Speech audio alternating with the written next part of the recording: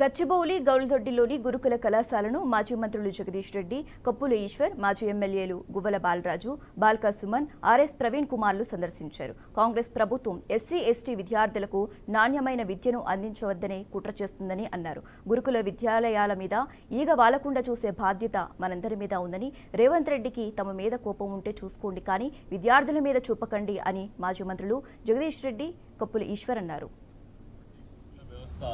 అనేక సంవత్సరాలుగా విద్యకు దూరం ఉంటున్నటువంటి ఏవైతే ఎస్సీ వర్గాలు, బీసీ వర్గాలు, మైనారిటీ, ఎస్టీ వర్గాల కోసం ప్రత్యేకంగా మరి ఆనాటి ముఖ్యమంత్రి కేసీఆర్ గారి నేతృత్వంలో ఈ గురుకుల వ్యవస్థను అత్యంత పటిష్టంగా మరి దేశంలోనే ఎక్కడ ఇంత గొప్ప వ్యవస్థ లేదు అని అనిపించే విధంగా నిర్మాణం చేసినటువంటి గురుకుల వ్యవస్థ ఈరోజు ఎంతో మంది పిల్లలు గౌలిదొడ్డి లాంటి ఒక ప్రెస్టీజియస్ ఇన్స్టిట్యూషన్లో చదువుకొని వాళ్ళ భవిష్యత్తును గొప్పగా ఊహించుకున్నటువంటి వాళ్లకు ప్రభుత్వం యొక్క చర్యలు ఏవైతే ఉన్నాయో మరి వాళ్ళ భవిష్యత్తును అంధకారం చేసేటువంటి ప్రయత్నం కనబడతా ఉంది. తల్లిదండ్రులు ఏడుస్తా ఉన్నారు.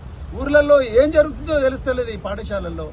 అలాంటి పరిస్థితికి ఎదిగార్చింది. అంటే ఎస్సీలు అంటే ఎప్పుడు బర్రెలు కాసుకుంటూనే ఉండాలనా, గొర్రెలు కాసుకుంటూనే ఉండాలనా, బోర్లు దోముకుంటూనే ఉండాలనా, లేకపోతే కూలి పని చేసుకుంటూనే ఉండాలనా, వాళ్ళు కంప్యూటర్ ఇంజనీర్లు కావద్దా, వాళ్ళు డాక్టర్లు కావద్దా, లేకపోతే వాళ్ళు పైలట్లు కావద్దా, వాళ్ళు అమెరికా పోవద్దా, ఆస్ట్రేలియా పోవద్దా, వాళ్ళకు నాణ్యమైన విద్య అందొద్దా? ఇదే పాఠశాల నుంచి గొప్ప గొప్ప యూనివర్సిటీలకు పోయినరు, పైలట్లు అయినరు, డాక్టర్లు అయినరు, ఇంజనీర్లు అయినరు. కానీ ఇదే పాఠశాలలో ఇదే విద్యార్థులు ఇవాళ రోడ్ల మీదకి వచ్చి ధర్నా చేస్తున్నారు.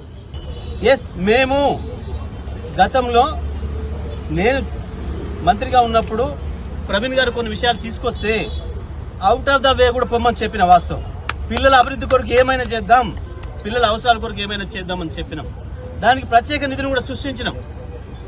మేం కేవలం ఇక్కడే నారాయణలు, చైతన్యాలను చూసి పోటీ పడలే.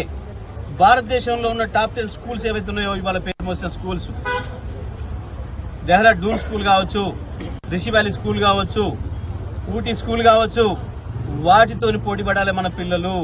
మన పిల్లలకి ఎవరెస్ట్ శిఖరమే కావాలి, అక్కడ మన పోటీ ఇక్కడ కాదు.